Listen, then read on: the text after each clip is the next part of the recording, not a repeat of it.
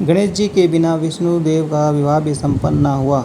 गणेश जी के बिना विष्णुदेव का विवाह भी संपन्न न हो पाया। देश भर में धूमधाम से गणेश चतुर्थी मनाई जा रही है। ऐसे में हम आपको भगवान विष्णु और लक्ष्मी जी के विवाह में गणेश जी की भूमिका के बारे में बता रहे हैं। शास्त्रों में वर्णन है कि भगवान गणेश के पधारने के बाद ही विष्णु और माँ लक्ष्मी का विवाह संपन्न हुआ था। दरअसल भगवान विष्णु ने अपने विवाह में गणेश जी को निमंत्रण नहीं दिया था। ऐसे में गणेश जी नाराज हो गए और उनके विवाह में विघ्न डाल दिया। भगवान विष्णु और लक्ष्मी जी के विवाह की तैयारियां चल रही थी। विवाह में सभी देवता शामिल हुए, लेकिन गणेश जी को नहीं बुलाया गया। जब गणेश जी नहीं दिखे तो सभी देवताओं ने उनसे गणेश जी के नहीं आने की वजह पूछी और भगवान विष्णु ने बताया कि उन्होंने भगवान शिव को ही निमंत्रण दिया है, गणेश जी को अलग से निमंत्रण नहीं दिया गया।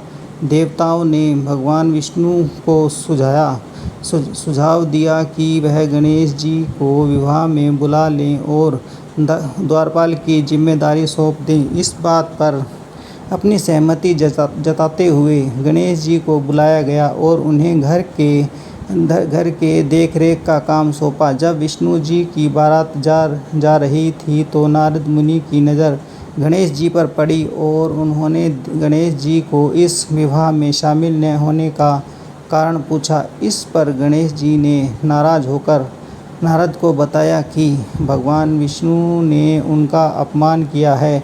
नारद जी ने गणेश जी को सुझाव दिया कि वह भगवान विष्णु की शादी में विघ्न डालने के लिए अपनी मूषक सेना भेजे ताकि उन्हें सम्मानपूर्वक विवाह में बुलाया जाए। इस पर गणेश जी ने अपनी मूषक सेना भेज दी और सारे चूहों ने मिलकर जमीन खोद दी और बारात में रुकावट आ गई। कहा जाता है कि इस दौरान रथ भी जमीन में धंस गए। जब सभी परेशान हो उठे तो नारद जी ने सुझाव दिया कि भगवान गणेश को विवाह में सम्मानपूर्वक बुलाया जाए ताकि कार्य सिद्ध हो। इस तरह गणेश भगवान विष्णु के विवाह में शामिल हुए और बारात चल पड़ी। इस तरह विघ्न हर्ता गणेश जब भगवान विष्णु और माँ लक्ष्मी के विवाह में शामिल हुए तब जाकर यह विवाह संपन्न हुआ।